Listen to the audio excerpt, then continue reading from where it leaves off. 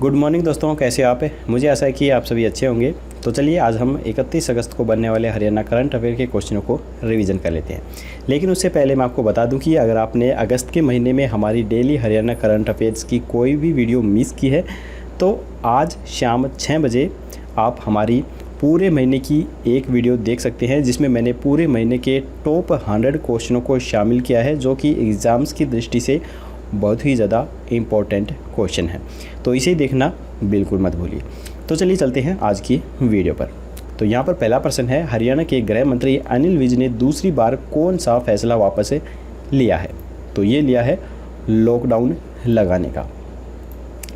हरियाणा सरकार ने बीती 22 अगस्त को वीकेंड लॉकडाउन शुरू किया था, लेकिन यह फैसला 28 अगस्त को पलट दिया गया था।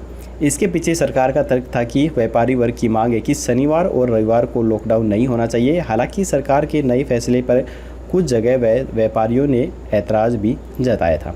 अब सरकार ने पूरी तरह से इस लॉकडाउन के फैसले को वापस ले लिया है। अब 31 अगस्त को कोई लॉकडाउन नहीं होगा, सभी दुकानें आम दिनों तक खुलेंगी। तो यहाँ पर हम अनिल विज के बारे में बातें कर रहे हैं। तो अनिल विज अम्बाला कैंट विधानसभा से चुनाव लड़के आए हैं और इनके पास homes, urban local bodies, health, medical education, research, Ayush, technical education, science and technology, ये विभाग हैं। तो इनको अच्छे से ध्यान में रखिए, इनसे रिलेटेड एक क्वेश्चन ज़रूर पेपरों के अंदर पूछा जाता है।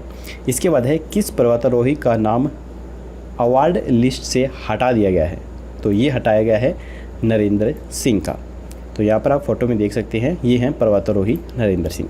साहसिक पुरस्कार के लिए चयनित होते ही एवरेस्ट फतेह के झूठे दावे के आरोप में घिरे रेवाड़ी के पर्वतारोही नरेंद्र सिंह का नाम सरकार ने अचानक अवार्ड लिस्ट से हटा दिया है। अब हटाया क्यों है, इसके पीछे भी कुछ रीज़न है, क्योंकि इसके जो साथी थे, जो दोस्त थे, उन्होंने इसकी टांग खींच ली है। क्योंकि आपको पता ही है, फ्रेंड ऐसे ही होते हैं, खुद तो सफल होते नहीं हैं और दूसरों की टांग खींचने पर रहते हैं। तो इसके फ्रेंड ने भी इसकी टांग खींच दी है, और कैसे खींची है वो हम जान लेते हैं। अवार्ड होल्ड होने से शनिवार को बगैर सम्मान ही वापस लौटे नरेंद्र ने कहा कि आरोप लगाने वालों पर सोमवार को मैं केस करूंगा। 7 बार एवरेस्ट फतेह करने वाले पर्वतारोही और बचाव दल के सदस्य लखपा शेरपा ने नरेंद्र यादव के एवरेस्ट फतेह करने के दावे को गलत करार दे दिया है। लखपा कहते हैं कि पर्वतारोहण कालक्रम हिमालय डेटाबेस के अनुसार 20 मई 2016 की सुबह एवरेस्ट के शिखर पर फुक्कन पहुंचे थे, जो इस पर्वतारोहण दल के लीडर थे। नरेंद्र उस समय हमारे दल को महिला पर्वतारोही के साथ दक्षिण क्षेत्र की 8400 मीटर दूर बालकनी में मिले थे और इनका ऑक्सीजन खत्म हो चुका था। तब मैंने फुक्कन को सूचित किया और हमने यादव और महिला पर्वतारोही को अपनी ऑक्सीजन की बोतलें देकर कैंप 4 में लौटने में मदद की थी। मैं 200%, ये 100% नहीं कह रहा, बल्कि 200% कह रहा है कि मैं सुनिश्चित हूँ कि वह आदमी नरेंद्र ही था। मैं ही नहीं, बहुत से लोग जानते हैं इस बात को। तो चलिए, इनकी तो खैर टांग इनके दोस्तों ने खींच दी है। अब दोस्त तो ऐसे ही होते हैं। इसके बाद क्वेश्चन नंबर 3 है, प्रदेश का ही नहीं बल्कि देश का पहला कोविड-19 मुक्त स्कूल कौन सा बना है? तो कोविड-19 मुक्त जो स्कूल बना है वो लिटिल एंजल स्कूल बना है, जो कि पानीपत का स्कूल है। तो यहाँ पर आप फोटो में देख सकते हैं, यहाँ पर शिक्षा मंत्री कंवरपाल ने इस स्कूल का उद्घाटन किया है। लिटिल एंजल स्कूल का शुभारंभ शिक्षा मंत्री कंवरपाल गुर्जर के द्वारा ही किया गया। स्कूल में कोरोना के खिलाफ कितनी एहतियात बरती जा रही है, इस बात का अंदाज़ा इस बात से लगाया जा सकता है कि बिना तापमान चेक किए मंत्री कंवरपाल गुर्जर को भी प्रवेश नहीं करने दिया गया। यह हरियाणा का ही नहीं बल्कि देश का पहला कोरोना मुक्त स्कूल बना है। तो इसके अंदर काफ़ी सारी खूबियां हैं, ऐसे ही ये कोरोना मुक्त स्कूल नहीं बना है। तो क्या क्या खूबियां हैं वो भी हम इसी वीडियो में जान लेते हैं। लिटिल एंजल स्कूल देश का पहला स्कूल है जहां विद्यार्थियों व स्टाफ को कोरोना का खतरा नहीं होगा। यह स्कूल कोविड-19 कोरोना वायरस से मुक्त है। कोविड-19 मुक्त व्यवस्था के अंतर्गत जंक्शन 1 एवं जंक्शन 2 का शुभारंभ शिक्षा मंत्री कंवरपाल गुर्जर ने किया है। कार्यक्रम की अध्यक्षता स्कूल चेयरमैन आशीष आर्य के द्वारा की गई। शिक्षा मंत्री ने कहा कि ऐसी व्यवस्थाएं अन्य निजी विद्यालय में भी अपना सकते हैं। इस स्कूल में प्रवेश के समय यह सावधानियां रखी जाती हैं। क्या क्या सावधानियां रखी जाती हैं वो अब हम देख लेते हैं। स्कूल के प्रवेश द्वार पर भीतर जाने के लिए टर्न स्टाइल डिजिटली गेट यानी कि घूमने वाले दरवाजे लगाए गए हैं, जिनमें प्रवेश करते ही विद्यार्थी का फ़ोटो वहां पर लगी LED के अंदर आ जाएगा और उसका तापमान वहां पर प्रदर्शित होने लगेगा। यदि विद्यार्थी का तापमान ज़्यादा है तो सायरन बजेगा और गेट नहीं खुलेगा। हर 100 मीटर पर सैनिटाइजेशन मशीनें लगाई गई हैं जो पाँव से चलती हैं। परिसर में मुख्य प्रवेश द्वारों पर थर्मल स्कैनर्स व टैब्स भी लगाए गए हैं। जगह जगह पर हैंड सैनिटाइज़र और हैंड फ्री वॉश बेसिन भी लगाए गए हैं। सोशल डिस्टेंसिंग बनाए रखने के लिए फर्नीचर में परिवर्तन किए गए हैं एवं UVC लैंप लगाए गए हैं जो रात को कमरों को कीटाणु रहित करने में मददगार साबित होंगे। दरवाज़ों पर पैरों से खोलने के लिए पैडल लगाए गए हैं। तो चलिए इसके बाद है क्वेश्चन नंबर 4।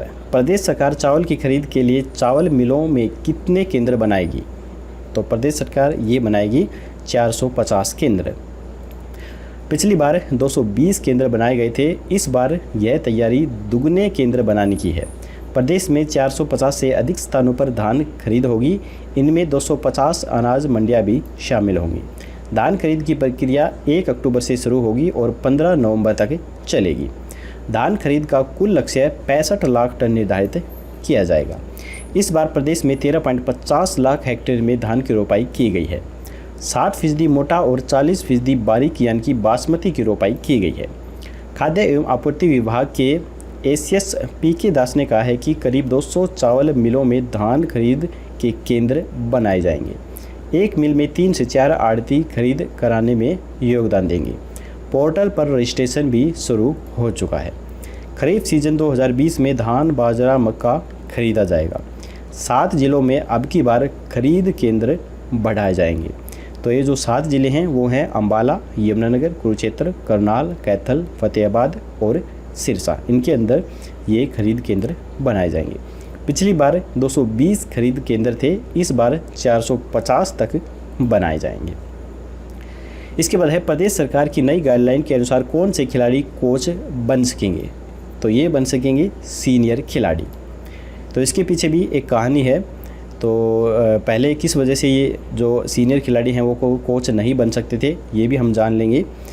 तो चलिए हम देख लेते हैं। खेल विभाग सरकारी व गैर सरकारी खेल नर्सरियों में अब डिग्री धारकों के साथ सीनियर खिलाड़ी कोच बन सकेंगे। इसके लिए विभाग ने अब कोच नियुक्त को लेकर नियमों में बदलाव कर नई गाइडलाइन जारी की है। अब NIF क्वालिफाई या MPED व BPED के साथ जूनियर अंतर्राष्ट्रीय खिलाड़ी अपने खेल में नेशनल प्लेयर खिलाड़ी, जूनियर नेशनल खिलाड़ी, ग्रामीण नेशनल खिलाड़ी, ऑल इंडिया इंटर यूनिवर्सिटी खिलाड़ी, नेशनल वुमेन्स स्पोर्ट्स खिलाड़ी को खेल नर्सरी में कोच बनाने का मौका मिलेगा। इन खिलाड़ियों को एक निर्धारित मानदेय भी दिया जाएगा। सीनियर इंटरनेशनल खिलाड़ी को 25,000 और जूनियर इंटरनेशनल व नेशनल खिलाड़ी को 20,000 रुपये प्रति माह दिए जाएंगे। अपने ही क्षेत्र के सीनियर खिलाड़ियों को कोच बनने का मौका भी अब मिल सकेगा। पहले नियम था कि NIS पटियाला से डिप्लोमा धारक व BPED MPED किए आवेदकों को ही कोच नियुक्त किया जा सकता था। खेल नर्सरियों में NIS पटियाला से डिप्लोमा करने वाले कोच बिहार से, UP से व देश के अन्य हिस्सों से आते थे। इससे अपने ही क्षेत्र के सीनियर खिलाड़ियों को कोच बनने का मौका नहीं मिल पाता था। अब सीनियर खिलाड़ी अपने ही क्षेत्र की खेल नर्सरियों में युवाओं को तैयार कर सकेंगे। ज़िले में पिछले साल 51 खेल नर्सरियों में से 35 खेल नर्सरियां फिलहाल चल रही थी, लेकिन कोरोना महामारी के कारण स्कूलों में चल रही खेल नर्सरियां बंद पड़ी हैं।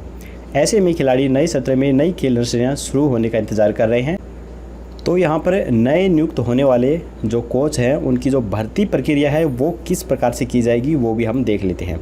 जो खिलाड़ी किसी रजिस्टर्ड संस्थान से जूनियर नेशनल खिलाड़ी, सीनियर इंटरनेशनल खिलाड़ी हो तो खेल नर्सरी शुरू होने के बाद जिला स्तर पर ऐसे अनुभवी खिलाड़ियों का इंटरव्यू लिया जाएगा।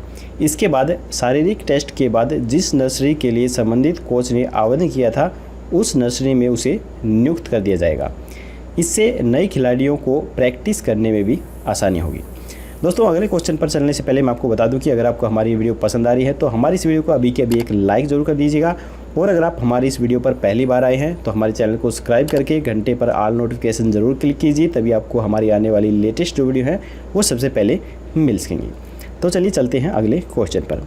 नेशनल ग्रीन ट्रिब्यूनल के द्वारा जारी की गई रिपोर्ट के अनुसार पानीपत में हरियाली का क्षेत्रफल कितने एकड़ कम हो गया है? तो ये हो गया है 17,295 एकड़। नेचुरल कंजर्वेशन जोन यानी प्राकृतिक संरक्षण क्षेत्र का दायरा तेज़ी से कम होता जा रहा है। एनसीजीएड को लेकर टाउन एंड कंट्री प्लानिंग की नेशनल ग्रीन ट्रिब्यूनल्स ने अपनी हैरान करने वाली रिपोर्ट सौंपी है, जिसमें बताया गया है कि 15 साल में ही पानीपत में एनसीजीएड यानी हरियाली का दायरा 17,295 एकड़ कम हो गया है। 2005 में जहां एनसीजीएड 21,651 एकड़ था, 2020 तक आते आते 4,356 एकड़ तक सिकुड़ गया है, जो कि 2012 में 16,089 एकड़ था। एनसीजीएड के कम होने का पता लगाने को एनजीटी ने एक और कमेटी बनाई है, जो कि सितंबर के अंदर रिपोर्ट देगी। जबकि बात करें रोहतक की, तो रोहतक में 2020 में एनसीजेड सिकुड़कर 1962 एकड़ में ही रह गया है, जो 2005 के अंदर 25,437 एकड़ था। इस लिहाज से पानीपत की स्थिति जो है वो रोहतक से बेहतर है।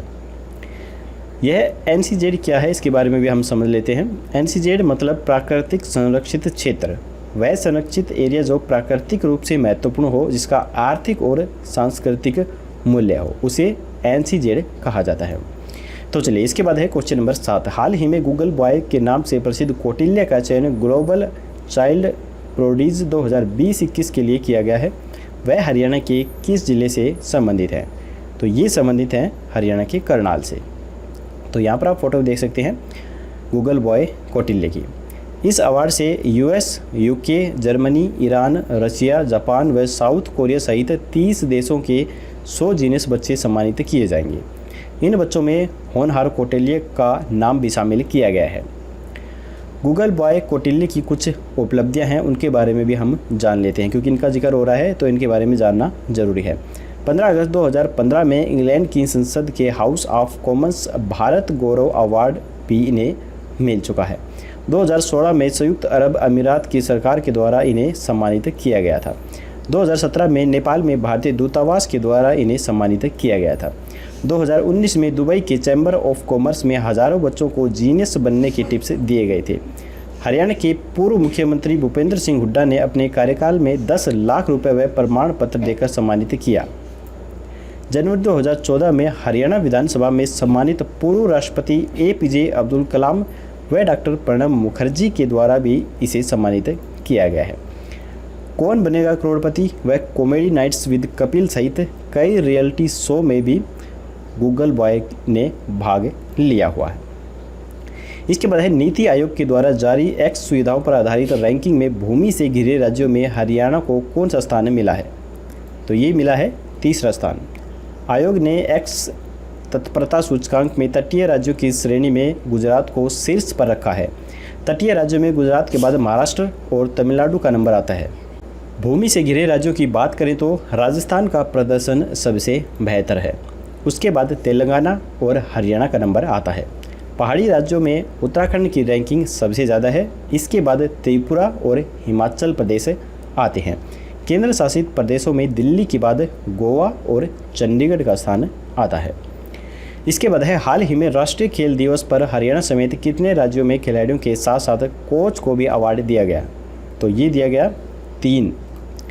राष्ट्रीय खेल दिवस के अवसर पर केंद्रीय खेल मंत्रालय की ओर से ऑनलाइन खेल अवार्ड प्रदान किए गए। नॉर्थ एरिया के अवार्ड चंडीगढ़ में यूटी सचिवालय के नेशनल इंफॉर्मेशन सेंटर में दिए गए। पंजाब, हरियाणा और जम्मू कश्मीर के खिलाड़ियों और कोच को भी अवार्ड मिला है। तो ये जो दूसरे राज्य के कोच थे उनके नाम हम बता देते हैं, क्योंकि हरियाणा से तो 2 ही कोच थे जिनके बारे में मैंने आपको बता दिया था। तो ये हैं कुलदीप सिंह भुल्लर, इन्हें ध्यानचंद अवार्ड मिला है। कुलदीप मांडू को द्रोणाचार्य अवार्ड मिला है। अजीत सिंह को ध्यानचंद अवार्ड मिला है। इसके बाद लवलीन को अर्जुन अवार्ड मिला है। कृष्ण कुमार को द्रोणाचार्य अवार्ड मिला है। रोमोस पठानिया को द्रोणाचार्य अवार्ड से नवाजा गया है। चंडीगढ़ से फुटबॉल खिलाड़ी संदेश झिग्गर को अर्जुन अवार्ड दिया गया है और मुक्केबाजी कोच शिव सिंह को द्रोणाचार्य अवार्ड दिया गया है। इसके बाद है, हाल ही में किस यूनिवर्सिटी ने विद्यार्थियों को जिग जैग सिस्टम में बैठाकर परीक्षा लेने का निर्णय किया है? तो ये किया है CDLU यूनिवर्सिटी ने, यानी कि चौधरी देवीलाल विश्वविद्यालय सिरसा ने। चौधरी देवीलाल विश्वविद्यालय सिरसा में फाइनल सेमेस्टर की परीक्षा देने वाले छात्रों को जिग जैग सिस्टम से बैठाया जाएगा। कोरोना वायरस को लेकर परीक्षा केंद्रों को सैनिटाइज भी किया जाएगा। इसी के साथ एक कक्षा रूम में 20 छात्रों को बैठाकर परीक्षा ली जाएगी, जबकि पहले एक कक्षा रूम में 40 छात्रों को बैठाया जाता था। छात्रों के बैठने की शारीरिक दूरी भी 1.5 मीटर तक तय की जाएगी। तो यहाँ पर दोस्तों हमारे हरियाणा करंट अफेयर क्वेश्चंस खत्म होते हैं। अब हम कल का क्वेश्चन देख लेते हैं। कल हमने आपसे पूछा था, CM मनोहर लाल खट्टर ने प्रदेश में PPP योजना की शुरुआत किस जिले से की है? PPP मतलब परिवार पहचान पत्र। इस योजना की शुरुआत किस जिले से की है? तो काफ़ी सारे स्टूडेंट ने बिल्कुल सही आंसर दिया था। इसका राइट आंसर है पंचकुला। 3 नंबर इसका राइट आंसर है। प्रदेश सरकार ने नागरिकों को केंद्र व राज्य सरकार की विभिन्न योजनाओं का लाभ उनके द्वार पर तक पहुंचाने के लिए PPP योजना अर्थात परिवार पहचान पत्र योजना की शुरुआत पंचकुला से की है। इस योजना के तहत प्रदेश के 56 लाख परिवारों के करीब 1,95,00,000 डाटा को PPP के साथ जोड़ा जाएगा। प्रदेश में PPP की जांच के लिए 27 से 31 अगस्त तक ग्राम स्तर सभी नगर परिषद और नगर पालिकाओं में वार्ड अनुसार शिविर लगेंगे। तो चलिए अब हम देख लेते हैं आज का क्वेश्चन। आज का क्वेश्चन है, हरियाणा के सिविल हॉस्पिटल में HIV संक्रमित पीड़ितों के लिए कौन सी सुविधा शुरू की जाएगी? तो यहाँ पर 3 ऑप्शन है, PCR, CTR, ART या फिर E-लॉडर। तो आपको हमें राइट ऑप्शन कमेंट बॉक्स में बताना है। कल की वीडियो में आपको इसका जवाब मिल जाएगा। तो चलिए दोस्तों, आज की वीडियो यहीं पर ख़त्म होती है। अगर आपको वीडियो पसंद आई तो लाइक ज़रूर कीजिएगा और अपने दोस्तों के साथ शेयर करना बिल्कुल मत भूलिए। तो जल्दी ही मिलेंगे कल ऐसी एक और नई वीडियो के साथ। तब तक के लिए जय हिंद, जय भारत।